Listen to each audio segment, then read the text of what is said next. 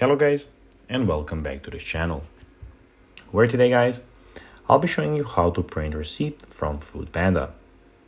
So guys, the first thing that you of course need to do is go to the Google Play Store or the App Store, whichever you have, and download the Foodpanda application.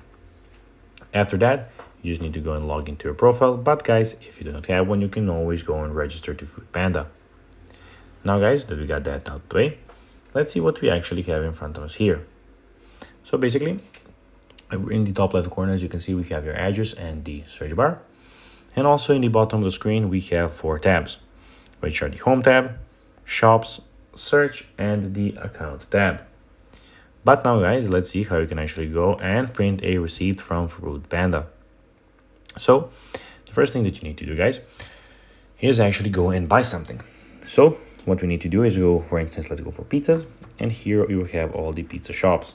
You just need to go and find one, for instance, this one. And then just click the plus button on something that you would like to buy from all of the restaurants. Then click back 2 times, get to the main page, and in the top right corner in the cart, you will have your food. Then you can just go and order it and buy it. And when you place an order on Foodpanda, Foodpanda will confirm your order by sending you a confirmation email containing your order receipt, where accessible orders will be included delivery fees and accessible taxes.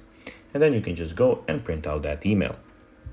So guys, that will be everything for this video. I hope that you found this video informative and entertaining guys.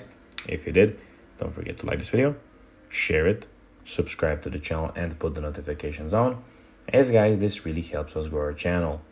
So if you have a few seconds, it will be pretty cool if you could do this for us. So guys, that will be everything for this video, as I said. And guys, I'll be seeing you in the next one. Bye guys.